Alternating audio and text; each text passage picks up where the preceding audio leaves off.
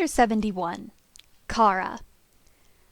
My muscles burn as I sprint forward, farther into this stars-forsaken forest. I try not to let myself dwell on it too much. By the sound of it, I should be lucky if some sore muscles are all that comes from this encounter. The thing lets loose another ear-splitting roar. It makes my blood run cold. The screams are low. They echo through the air, through my body, like they're passing through me. It makes my insides turn, as though the voice shakes at the very fabric of my core. The cries are so ancient and wrong that everything in me screams that I should be running in the other direction.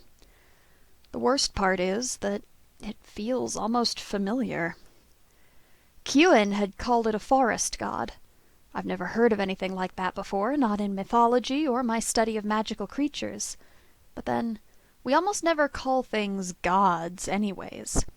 Perhaps he's just working off a different name. Either way, it is certainly not supposed to be here. That much is obvious.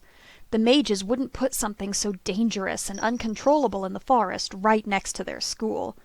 They might be reckless with what they had put in the woods, but they would never invite something that they don't have the power to stop. However, that's not the only reason that I don't think the creature is meant to be in this forest. This thing doesn't belong here. It shouldn't be here. It feels so wrong. Its screeching vibrates on a different wavelength. It doesn't belong here. It's used to a different plane of existence, one where its presence doesn't make the world around it shake, one where it doesn't rip at the fabric of existence just by occupying space. My heels dig into the soft dirt underneath me as a tree crashes down right in front of me, splintering into pieces and raining shrapnel down on me. I can't hear anything but the pounding of my own heart as I see the massive foot that has crushed the path in front of me. I crane my neck to look up at the massive creature that stands before me. A body made entirely of vines, bound together with large, wide leaves, stretches up before me. The leaves are thick, and even as it turns and shifts, the widest of them form a chest plate that I'm willing to bet is stronger than steel. Its shoulders and head are speckled with a phosphorescent moss. Plated bits of bark coat the lower arms and legs, a natural armor. Its face turns away, tracking something that I don't see. I can see why Kewin might call it a god, though I would have said king. Its head seems to be some elaborate split seed pod that is almost a crown. Its pupils glow faintly as they shift around in its dark eye sockets, a glow that's mirrored in the sliver of exposed tissue under its pod. It roars again, and the sick, wrong feeling pierces my body, reminding me that I'm not here to admire it. It swings its arms about like it's trying to swat a fly, when I realize that's exactly what it's trying to do. There's a crackling, popping sound, and it throws its head back as a handful of sparks burst out in its face. There's an aerial fighter up there. The forest god croons something low in its throat as it recoils. New bark grows into its body, an extra layer of protection against a foe that's giving it more trouble than it anticipated. It scares me how familiar this is, how reflexively my body moves. I dive behind the felled trees. Partial cover is better than nothing, and it hasn't noticed me yet. The monster wraps its hand around a tree, ripping it from the ground as if it were nothing more than a flower. I shut my eyes against the screams, against the heat. It's not real, it's in my head.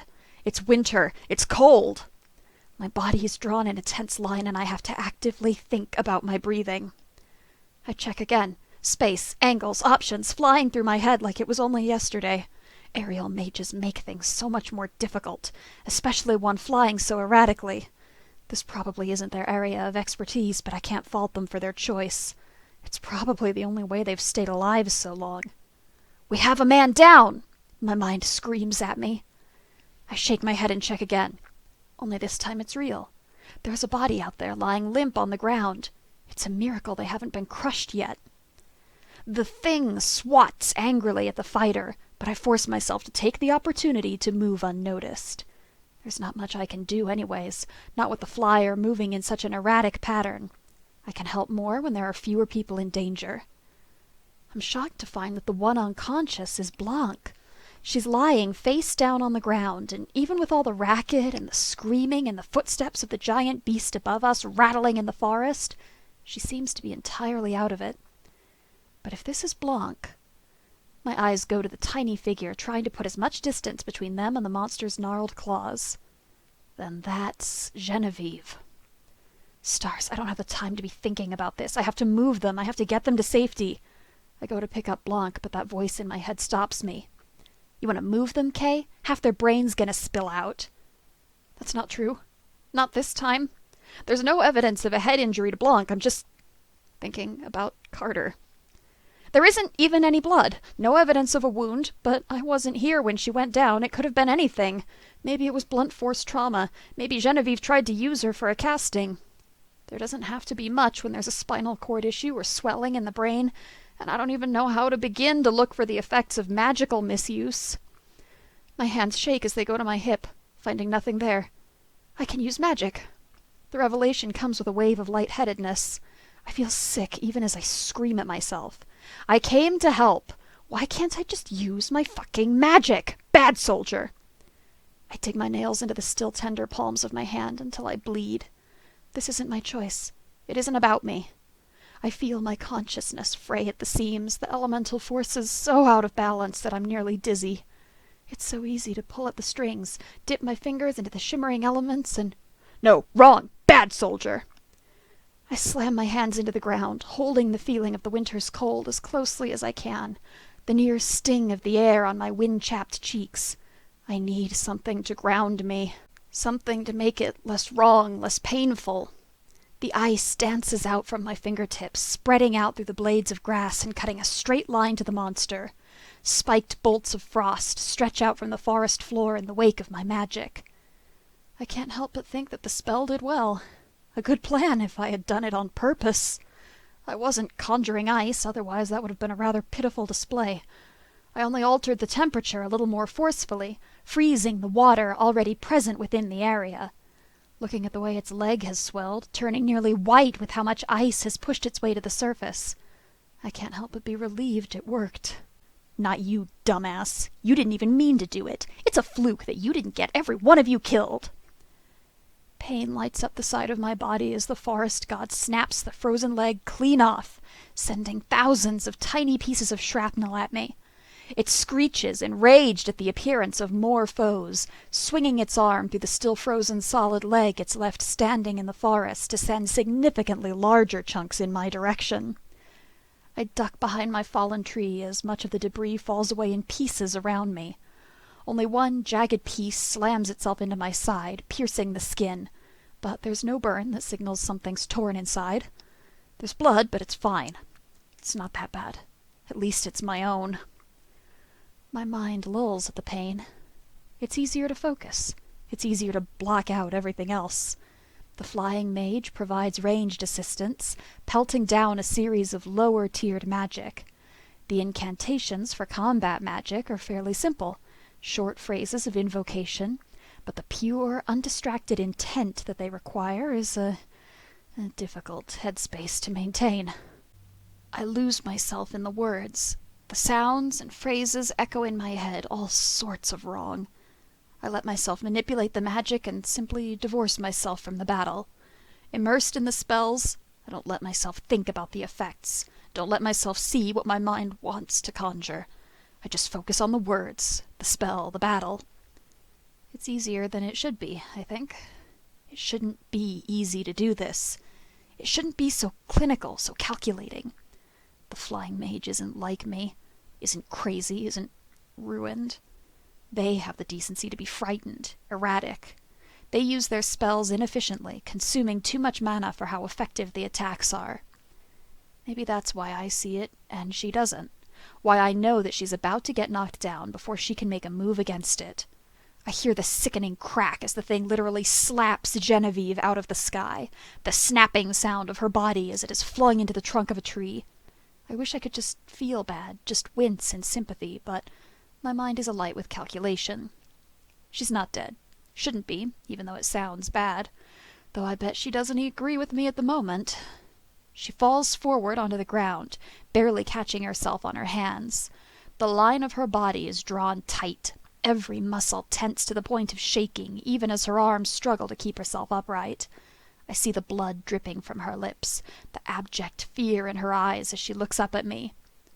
"Run!" she screams in a voice I've never heard her use, high-pitched and desperate.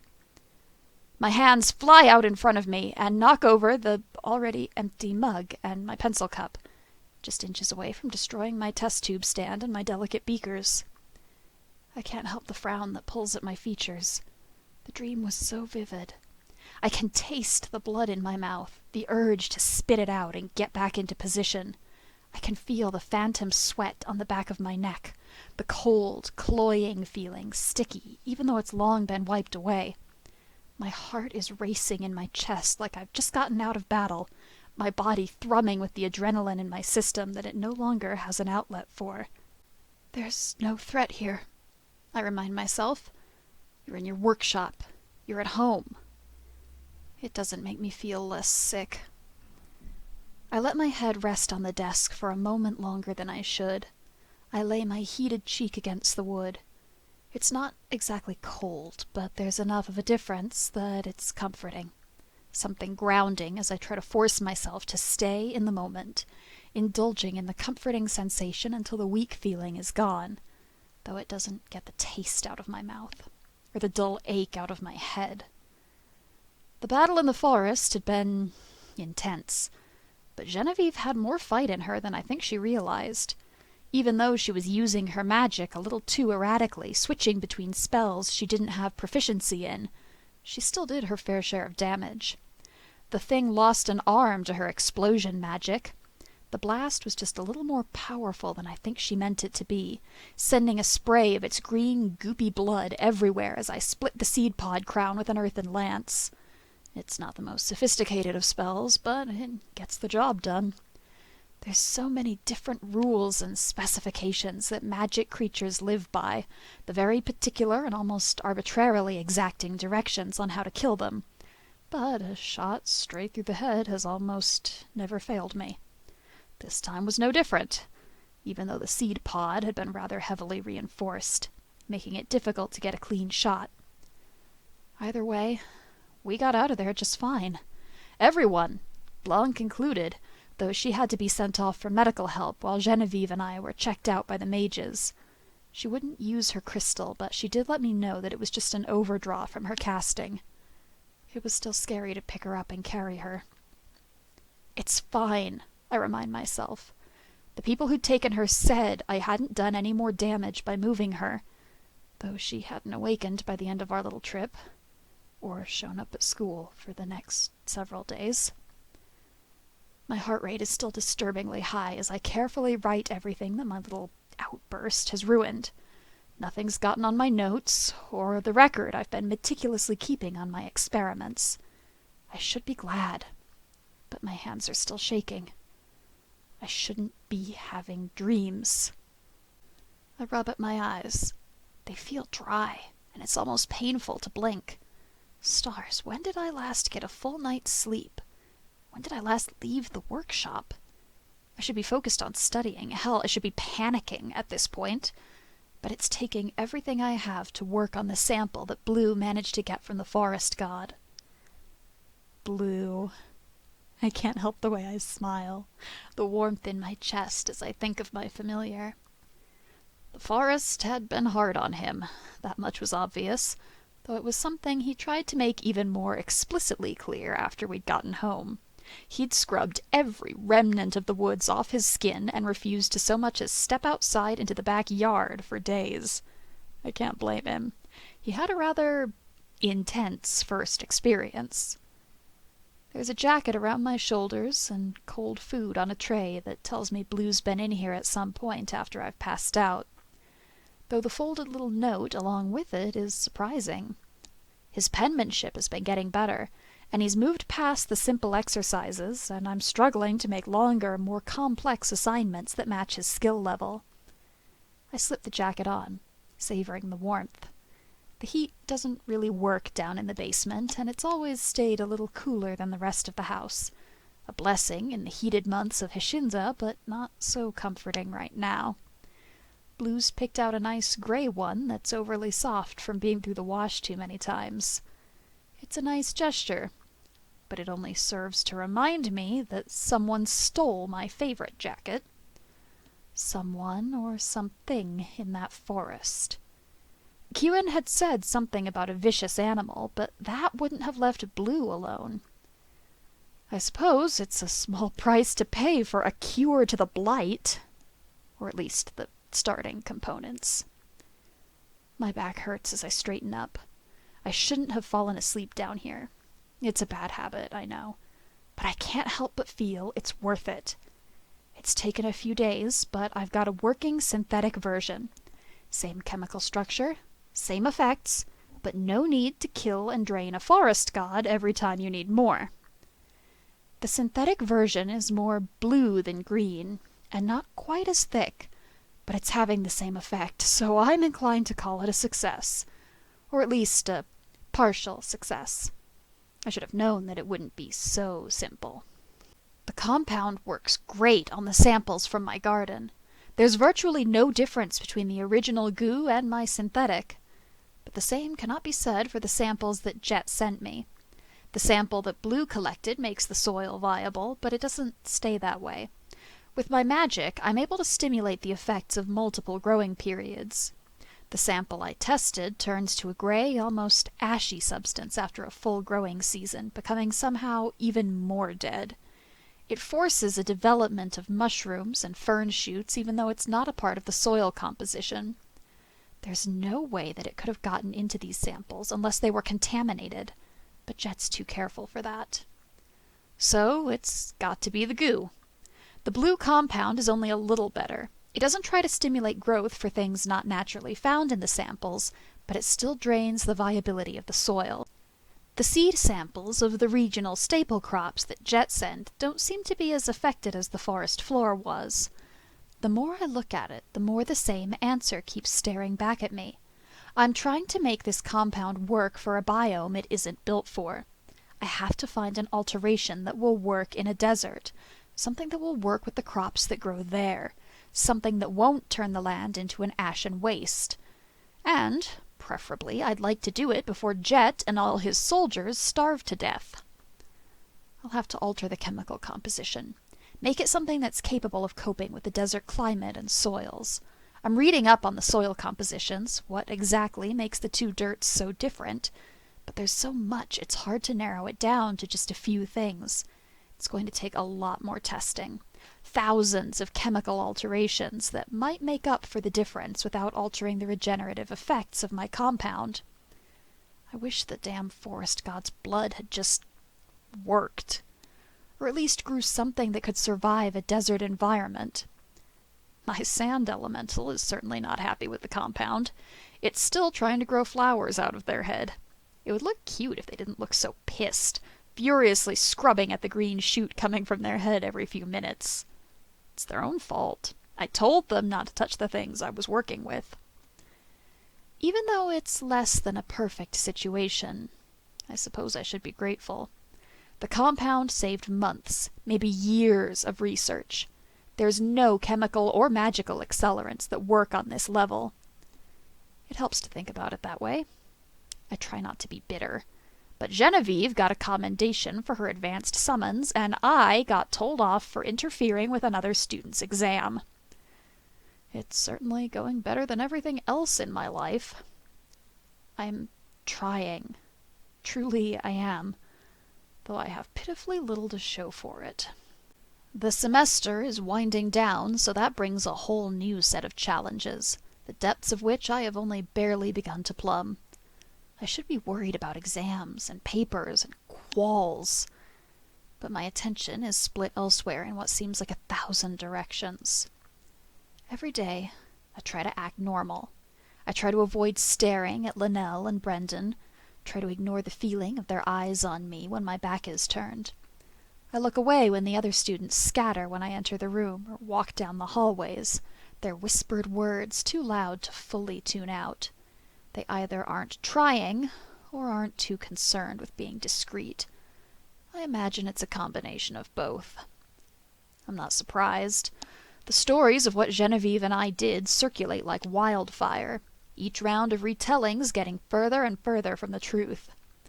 Blanc is still in the hospital, but it hasn't escaped everyone's notice that my own familiar was nowhere near the fight.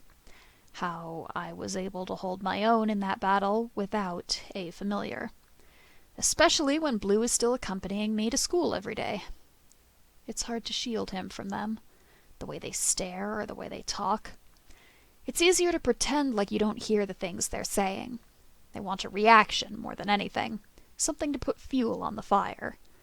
I know that, but it's still a struggle not to turn around and just deck one of the snot-nosed third years that's going around saying I need a better familiar, that I'm not being fair, that I'm hurting the cute little weak constitution grade by keeping him on as my familiar, that I would be kinder if I sold him on or kept him at home for activities more befitting his skills. Genevieve's friends have circulated a worse theory among the first years, that I'm using a weak constitution familiar solely as an excuse to show off, that Blue's lasted so long because I don't actually use him when I cast, and it's all just a ruse to disguise an unnatural amount of mana production and control over my abilities. What a laugh. If I had control, I wouldn't be putting myself through this hell. I wouldn't bother with this school, with its constricting rules and rebelling teachers and the whole star's damned board going over my actions with a fine-toothed comb, breathing down my neck to see if I'll nudge a toe out of line. The only consolation is that the rumors haven't stopped the other students from trying to learn my style of casting. Before the week is out, there have been 5 more in-class demonstrations using my technique, all from older students. But it's something. The disciplinary committee can't take any direct aggressive action against me now, or they'd have to take the same measures against those other students.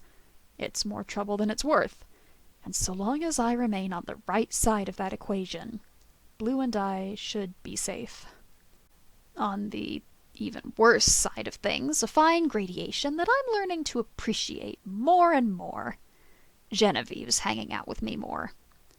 I don't have a problem with her apparent desire that we appear more involved in public, except, well, I have a problem with it. I'm good enough at playing the part, but it grates on me. The way she treats me like some dumb farm boy who can't understand subtext or the intricacies of high society. The way she dismisses Blue like she has any right. It's only temporary, I remind myself. Just until I can find some way to break up with her that doesn't close every door in this world. If it could just be her fault. Even with all the reassurances I can muster, it's still hard to face her every day. My only consolation is that Qualls is coming up, quick, and suddenly no one has time to simply hang out for a purely social benefit. Still, it's hard to get away from people as a whole, even as Day, Shauna, and I make a study group for Qualls and studiously do not even look in the direction of other activities. Stars. Qualls. It's only a few days away now. None of the students know much about the exam other than the categories. We've been doing reviews of material all week, but they change it up almost every year. Nobody knows exactly what's going to be on the test until it's in front of them. I suppose there's good reason for the secrecy, for changing the test nearly every time it's taken. The test is being administered all around the country. Some states in Durian have even taken the test up as a supplemental standardized metric. And I haven't been studying like I should. I close my eyes as I stretch, waiting for the satisfying crack in my back. I let myself feel contented with the hollow sound and just try not to think about how much my joints hurt, or the pounding in my head, or the persistent tremble in my hands. It's not bad. It's not that bad. It's all in my head. I startle at the blood on my hands. It's warm, and the cloying iron scent fills my head before I can stop it. My heart stutters in my chest for a second, and I can't breathe. All I have to do is blink, and the red goes away. But it doesn't stop the rest of it. I can still feel the phantom slickness on my hands. The smell of blood is like a physical sensation, stuffing my head with cotton fluff, making it harder to think. I swear I can smell charcoal and sulfur. There's burnt ozone in the air and sand between my teeth, and suddenly my heartbeat is just too loud for me to take. I drink the water Blue left me and hope it dissipates the pain behind my eyes. Even just the liquid makes my stomach turn, and I can't help but feel bad that Blue's cooking will go to waste tonight. It's hard enough to walk up the stairs without looking at the walls, without feeling like they're going to close in on me. It's all right. It's not real. Just a bad dream. At the very least, my hands are healing, so I'm having to work on my unreliable kinesis spells less. It's gotten to the point that I can just rely on the pain cream. I let my fingers curl tighter around the handles of the tray. I have to press pretty hard before I can feel any pain. The food goes into a set of Tupperware, and I push it to the back of the icebox in hopes that Blue won't see it. I console myself with the plan to pack it for lunch tomorrow before he has the chance to see it. I fumble for the note as I dump the rest of the tray into the sink. It's just one of the pages from Blue's workbook, but it's folded with such care and intricacy that it warms my heart. The careful lettering and the eraser marks make it even more adorable as I scan the short, clipped sentences that Blue had so meticulously crafted. I made some food for you. Please be safe. Take care. The short sentences were worked and reworked if the longer, eraser-smudged fragments below and above are any indication. I can't help but notice that the words have been specifically chosen to avoid an authoritative tone. It's objective, and though I know he must be concerned about me, given that he went through all the trouble to make me food and tuck me in with a jacket, he doesn't say anything about that in his note. I wonder if he's still a little hesitant to express those kinds of thoughts because of how I'd freaked out on him. I wasn't in a good headspace, and I shouldn't have snapped like that, but I've been trying to make up for it. Though maybe the best way would be to actually show him that I'm okay with his concern, that he won't be punished for it. As bizarre as it sounds to me, I know I don't have the luxury of assuming that Blue will see it the same way. I've finished as much work as I'll be able to do tonight. Nothing even resembling productivity is going to come out of my addled mind at the moment. Plus, it will be nice to sleep in the actual bed tonight. The decision is only partially assisted by the visceral terror that prevents me from even trying to go back down the narrow stairs to my workshop. The presence of another person might ease that terror. I don't want to freak Blue out, but I can't deny that he has an uncanny way of making me feel safe. Blue's still got a light on, just one of those little crystals that light up when activated. I shouldn't be surprised he's still up. Lately, when I go to wake Blue up for school, he's tired in a way that speaks of staying up too late at night. Just as I expected, Blue's in bed, reading from his book, half tucked up in bed with the pillows piled up behind him. He's somewhere back in the middle, which means that he's either finished the whole thing and went back to his favorite part, or he lost his place, which I find unlikely. "Hey, you," I start hesitantly, unwilling to break the tender peace of the moment. Blue doesn't startle, but I think that's more for my benefit than anything else. He freezes up in place, and despite the way he tries to stay calm, his ears are twitchy, pressing back against his skull before he can stop himself. I thought that he had heard me coming. He usually has disturbingly adept hearing, but I suppose he was too engrossed in his book to hear this time. "Hey, yourself." Blue's voice wavers as he tries to summon up a watery smile. "Are you all right?" He bites at his lip, hesitance coloring his words even as he forces himself to ask.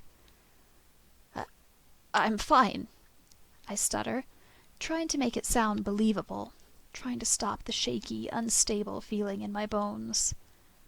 "I'm just tired, and I've just got so much work to do," I continue at Blue's unconvinced look.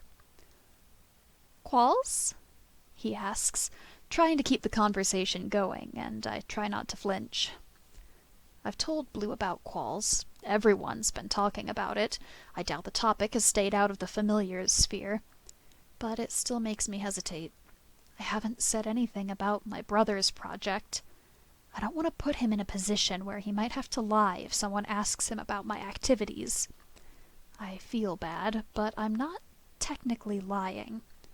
Qualls is also keeping me up at night, just not in the same way. Oh, stars, don't start me off again. I sigh dramatically, allowing a smile to curl across my face like Blue's told a really funny joke, like Qualls really is at the forefront of my mind. That shaky, unsteady feeling is back.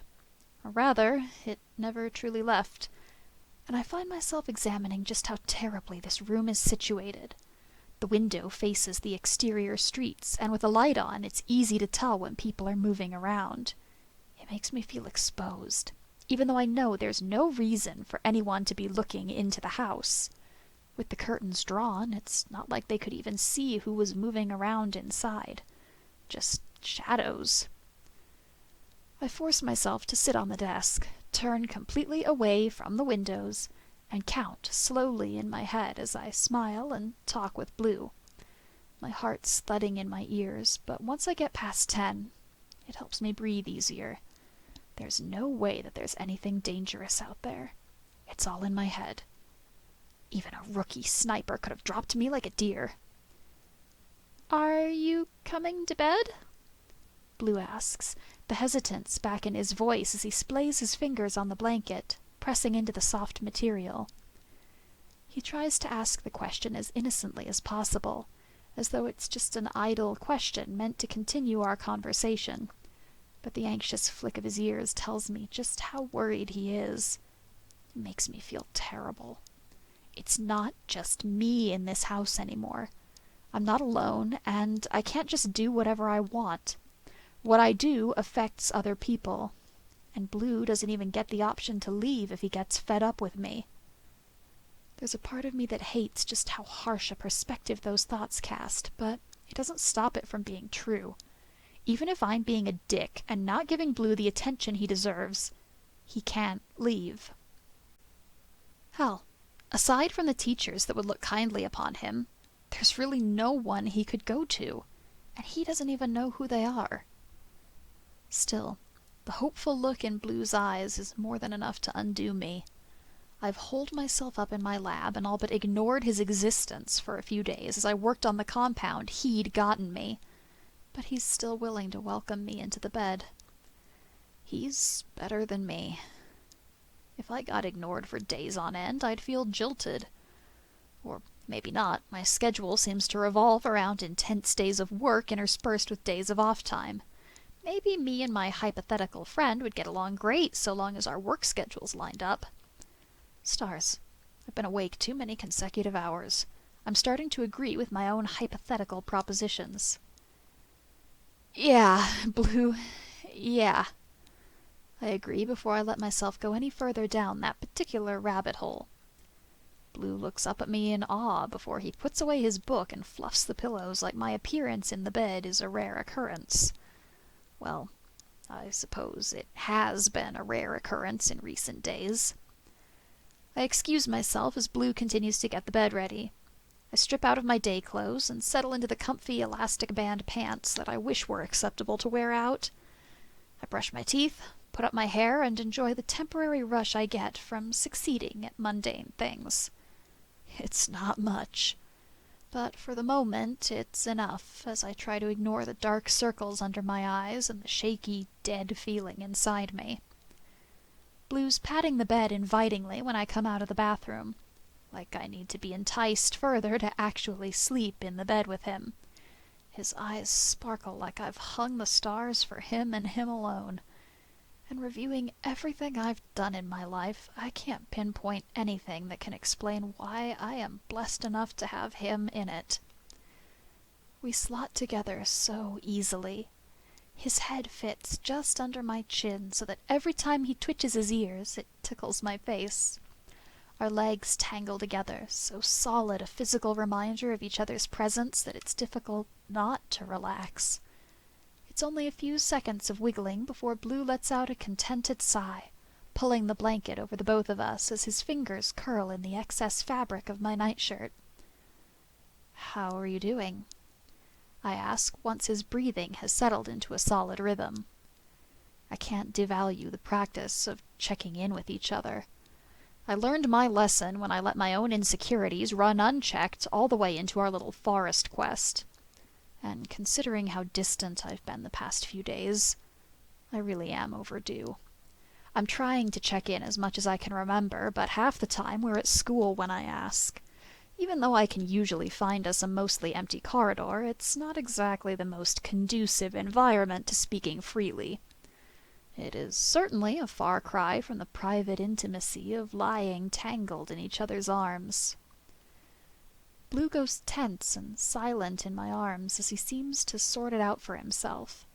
He knows just how badly I want honesty from him, even if it means confessing that he's uncomfortable or unwilling to do certain things. Still, he always responds with hesitancy, like I'm going to hurt him for speaking his mind. I assume it will get better with time. Like most things, I have to assume it will get better. Still, there's a part of me that hates that I've ruined such a good moment for him. He'd been so comfortable just a moment ago. "I'm doing all right," he answers quietly, hesitating only a moment more before he finishes. "I miss you." He says the last part quickly, like the confession will hurt less if he does it fast, like a band-aid. "I miss you too," I answer honestly, nuzzling into his hair as I scritch between his ears in a gesture I know he likes. He rewards me with a little purr before he pulls even closer. "How about, after all this is over, I give you my undivided attention?" I ask, pressing a little kiss to the top of his head. He deserves my undivided attention. "I'd like that," he mumbles into my chest, the rumbly purring making his voice sound very content. "I wanted to thank you for the food," I continue, brushing the stray curls out of his face, the worries of the day melting away from my mind like candy floss. It's hard to remember what I was ever so worried about with Blue warm and purring in my arms. It was just something simple," he stutters. "You've been working so much, and—" He cuts himself off before he finishes that sentence, choosing instead to bury his face in my neck and breathe deeply. I can understand the gist of what he was trying to say. Most of the time he's passed out when I come to wake him up for school, but these nights apart must have been doing more harm than I'd expected. I remember that back when I'd first gotten him, Blue had said that he didn't like sleeping alone, that he had nightmares. I wonder if I've been making his situation worse by forcing him to sleep alone. He hasn't had a bad episode in a while, but there's still usually some whimpering or movement in the night. Blue gives an angry little croon as I try to put my hand down, so I just let it go back to the mess of curls and continue to brush out his hair with my fingers. "What did you do today?" I ask, trying to get my brain to wind down. I expect to get some notes on the book. If I'm right, I'll have to get something new for Blue pretty soon. As long and complicated as the epic is, Blue is just too smart. He seemed to like it, though. Perhaps I could get him something from the same genre. Durian's mythology is a lot more dynamic than ours. I'm sure there's no shortage of fictional interpretations of those stories. Maybe something on Spirits Crawl. That's a fun holiday. "I read and cooked, I cleaned a little." He says it like he's in trouble, and if he weren't pressed up against me, I doubt I would have been able to feel the slight tremble that goes through his body. "Blue, you're not in trouble," I remind him, though I struggle not to let my tone take on just how angry I am with the people who have made Blue so fearful of living his life. His voice dies in his throat, but I feel more than see his nod as he shores up his grip on my nightshirt, pulling me fractionally closer. "I know, you said I could. I remembered when I first came here, and There's a high-pitched whine that cuts off his words, and I rush to comfort him. "It's okay to be freaked out," I whisper, petting soothing circles into his back. "I just want to make sure you know you aren't in trouble. I don't expect you to be okay with everything. Really, you are doing so good. I'm so proud of you." There's a noise low in the back of Blue's throat as he squirms against me that warms my heart. But eventually he settles down and trades a grip on my nightshirt for running his fingers over the fabric as he smooths it out, and his clipped noises eventually turn into words. "It just feels so stupid," he whispers like it's a confession. I understand that, but you can't let yourself forget what a great job you've been doing. Sometimes it doesn't feel like much, but you shouldn't let yourself become discouraged. I smile, scratching just below his jawline in a movement that never fails to draw a giggle. Still, there's some hesitance in the drawn line of his body as he again curls his fingers in my nightshirt. He curls and uncurls his tail in some kind of nervous habit, and just before I'm about to demand that he comes out with it already, he speaks. "Someone came by the house today," he whispers, fumbling with the fabric between his fingers. "What?" I ask, trying to ignore the cold sweat that breaks out on the back of my neck, my pulse immediately skyrocketing. Blue stutters, but I cut him off. "Blue, did you open the door?" I ask, wincing at how harshly the words come out, but it's too late to take them back now. My mind races as I try to think of why anyone would be dropping by the house. Since the disciplinary committee settled my case, there's no reason anyone from the school should have visited. Brendan and Linnell have both decided to give me a little space after dropping their bomb on me. Brendan, out of respect, and Linnell because ever since she figured out Chuha was stopping by for afternoon tea, she decided that I didn't need to get regular check-ins from her familiar. Shauna usually lets me know when she's coming over, and if she had, she certainly would have dragged me out of my workshop. I can't think of anyone else who would come by the house. "Yes, but—" Blue answers, but before he can defend himself, I cut him off. "Blue, who was it?" I demand, my pulse pounding in my chest. If I put Blue in danger and he didn't even know it, I don't think I could forgive myself. "Shasha!" Blue answers, and my mind grinds to a halt.